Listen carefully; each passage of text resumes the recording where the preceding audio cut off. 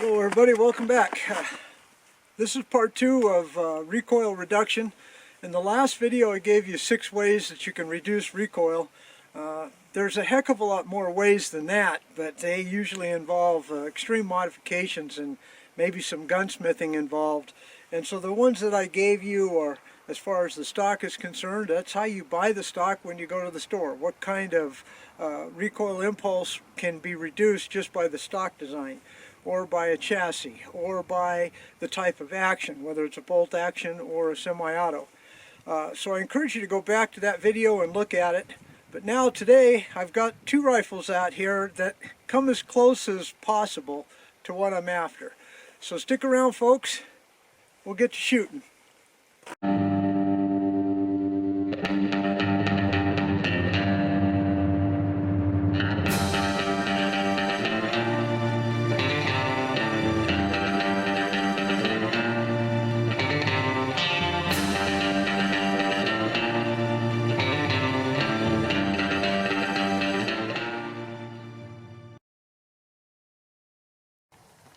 Okay, here's my 2 rifles I'll be shooting today. The one in front of you is my 6.5 Grendel. It is a semi-automatic, an MSR platform.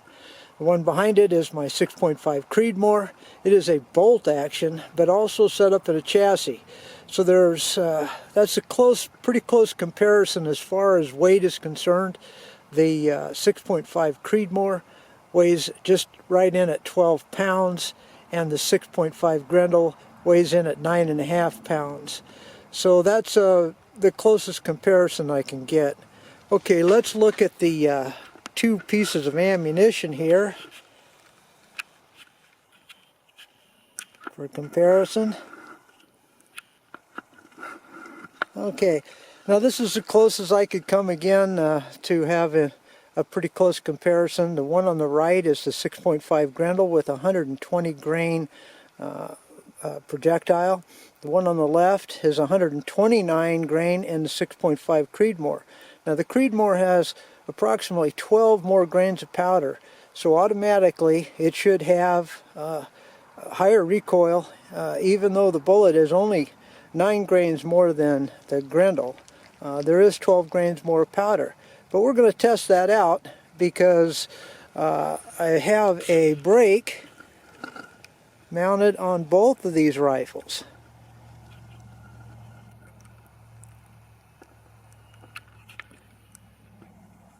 Right there, you can see them.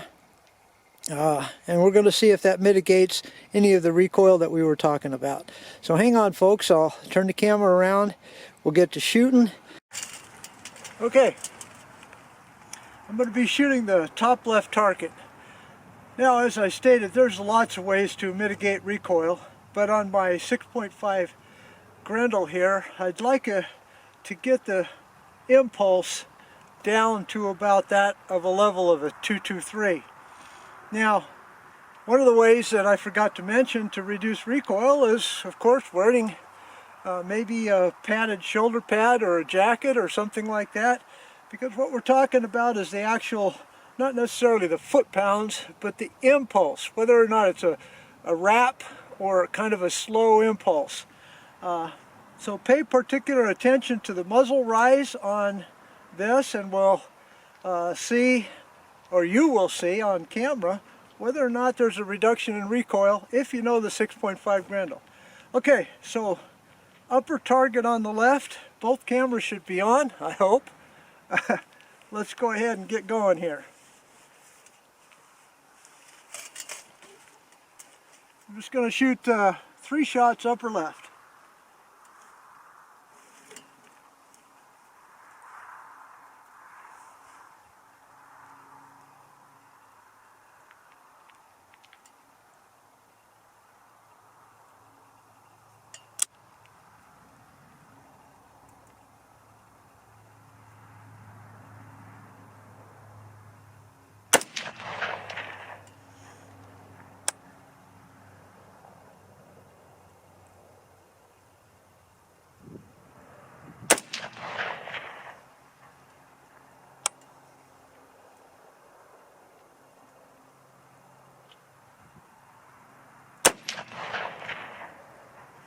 Okay, that one that was low was on me.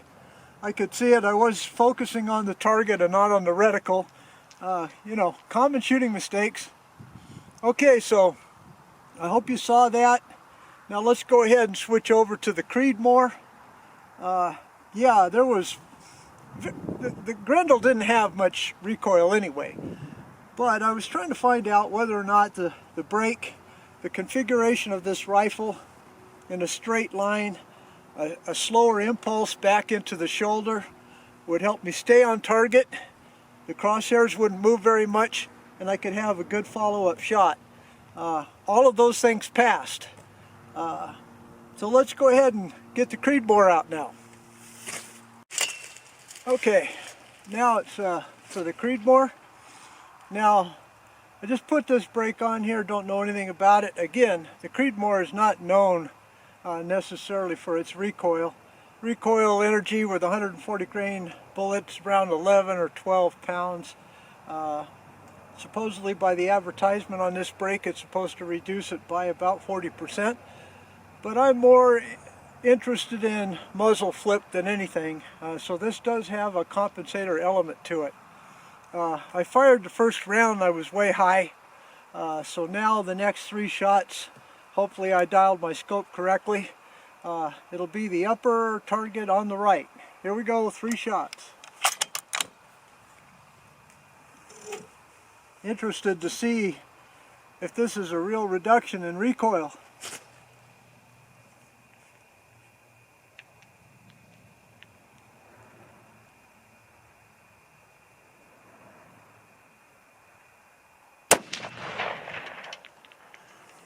Looks like my scope adjustments were good.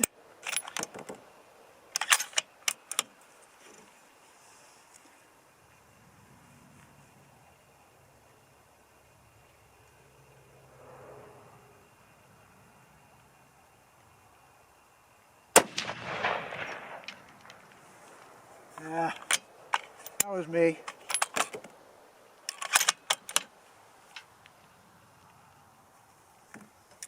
Again, I'm shooting a 129 grain Hornady flat base bullet.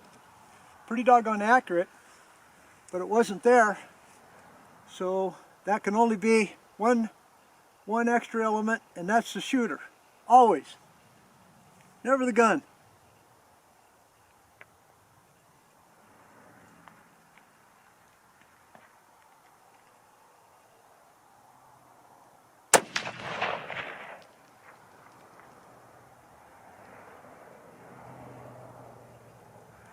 Well, that's a lousy group. Maybe this brake's not going to work. Well, I'll tell you what I'll do now. I'm going to take the brake off and we'll shoot 3 more shots and see if that makes a difference. Okay, I'm going to take 3 more shots at that lower right. Here's the brake. The type of brake that I have has a kind of a easy off nut. It has these ports. It has a bunch of holes up on top as a compensator. So you can take it off without pretty much without having any tools. But sometimes this little bit of weight can throw off your barrel harmonics. Now I don't have the thread protector on the end of the barrel here, so that could affect harmonics as well. But let's go ahead and just shoot 3 shots so you can at least see the difference on camera of whether there's a muzzle jump or if there's an accuracy difference. Here we go. It'll be the lower right hand target. 3 shots. And maybe it was just me. That's why we shoot a lot.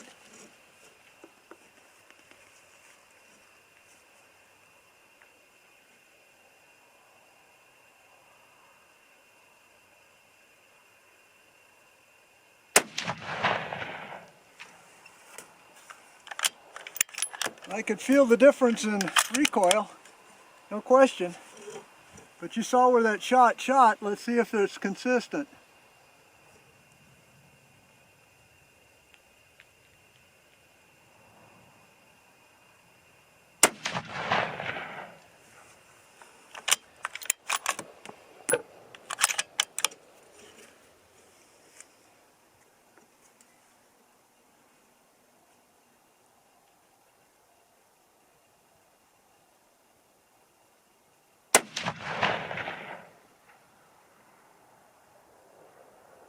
Okay, the point of impact was different.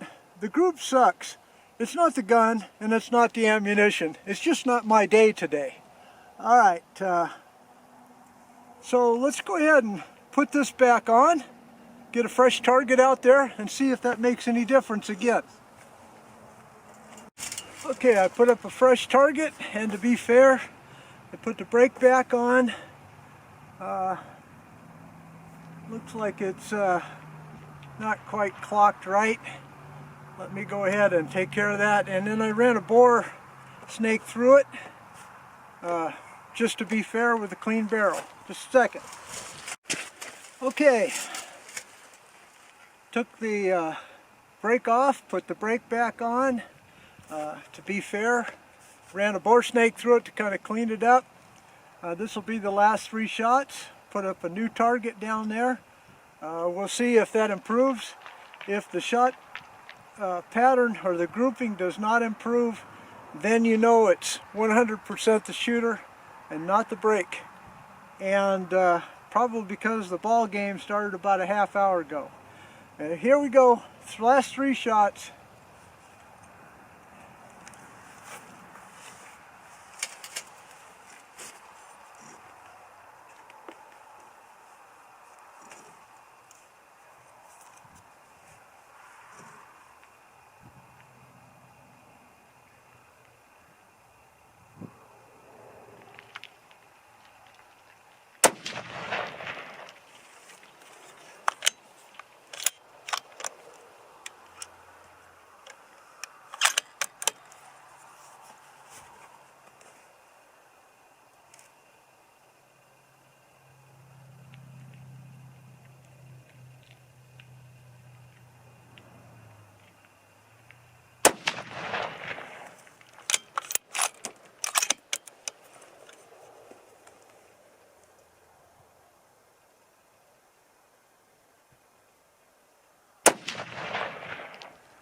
Okay, so that goes to prove it was not the brake, not the gun, it was me and my day.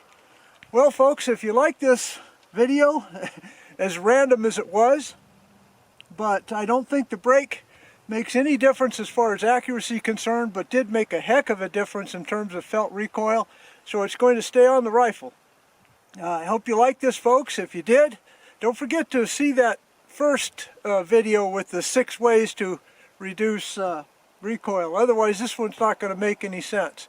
But please do give me a thumbs up, and do give me a subscribe, if you will, because these days YouTube doesn't like me, it seems like. But the more people that subscribe to not just me, but to any gun channel, really helps out and will probably get their attention. But no matter what, thanks for watching, folks. God bless y'all. See you next time.